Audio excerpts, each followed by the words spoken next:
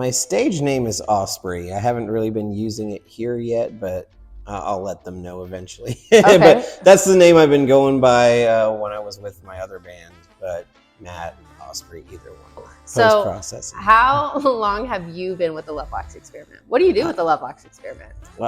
Currently, the violinist and kind of the in-house sound tech. Okay. Whenever they're playing a venue where there isn't an in-house sound tech, I basically run sound for them. That's how I got started. Well, actually, how I got started was with the Five Rivers Drum Ensemble. Okay. We played as the drum corps at PNC Arts Annex with them. Okay. Where they played their single Black Man. Okay. And we were the drum corps for that. So that was my first performance with Lovelox. But since then, Jayvez and I have talked about, they discovered that I was also a sound guy. So I kind of started running sound with them. And then it was hey, you also play this. It's kind of like, hey, you also do this. Hey, you also do this. It's like, okay, hey, do that too. And that's just kind of been the journey so far for me. So you've really only been involved since earlier this year? Yeah, pretty much around the springtime when they did the Love Shack events. Okay, I wouldn't even know I was that. doing sound Okay. for them for the Love Shack. I was doing sound for the Love Shack event, and that's where I met. I thought you'd just been hanging out with Tribe for a long time. Okay. And during that time, how have you seen the band change? I've seen it become a lot more tight, a lot more professional.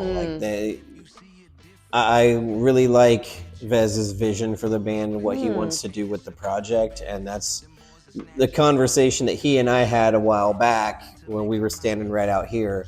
And a lot of the visions that he had was a lot of the same things that I wanted to do with my band, but the people in my band were not quite, they're all older and they were kind of ready to retire, not really ready to hit the circuit. And I was like, I'm ready to get out there and play while I'm still young enough to do it. So how has the Lovelox Experiment contributed to your individual artistry then?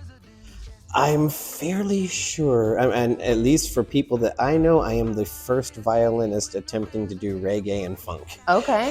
So it's given me a new thing to work on. Okay. A new genre of music. I mean, I come from a classical background, so I was classically trained, classical music in the orchestra.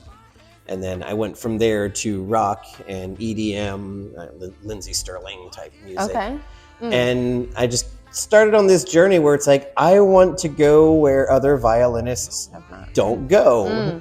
And reggae. Lovelox just kind of adopted me. I remember the conversation we had at Heart Date, because I told him the band that I was in was basically, had come to an end, which all things do eventually. And I kind of made the side comments like, yeah, I'm pretty much a free agent musician now. And Vez looked me straight in the face and said, no, you're not. So that was kind of the day that things were official as far as being with the Lovelox. Have you had a favorite show or moment since you've been with them? Every show is like better than the last. So Peaches, I have to say Peaches, because it was pretty wild. Yeah, that crowd engagement was good. So many people from the crowd joining in, and it was, but it's like that every time with the Lovelox Experiment. Everywhere they go, even if it's a small crowd, everybody's engaged. Everybody's there for it, and that's one of the coolest things I think about the band. And I've got to give you your flowers to you and like Charlay and the Empress Gang for being that crowd involvement, because from a crowd perspective, we can enjoy a show, we can dance, but to have you right in front of us with the violin, and when you feel it and you're into it, that I feel like fuels the crowd even more. So like definitely props to you for that there. It's amazing working with so many like high-level musicians. It's like I finally found a home. That part. What are you most excited for in the next year with the Lovelox?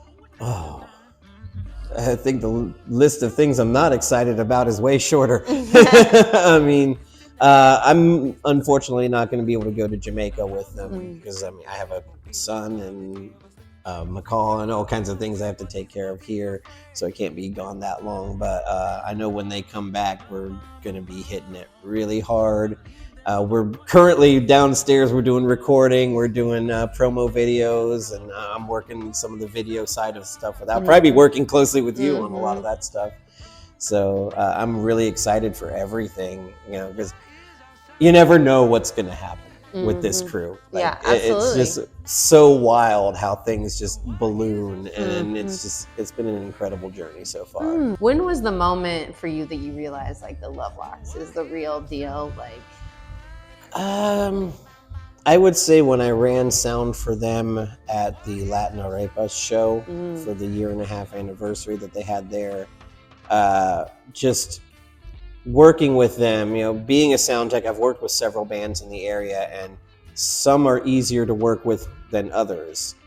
Lovelocks is at a minimum a 9-piece band, which in and of itself is a challenge for a sound guy.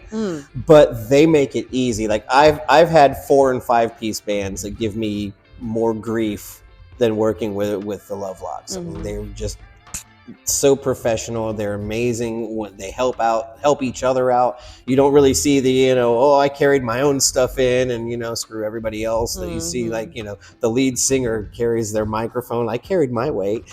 You don't see that with them. It's, it's a cohesive unit that they work as, and that seeing them operate in that way at the Latin Arepas show and then thereafter is just how they get in, they get set up, they get their sound check.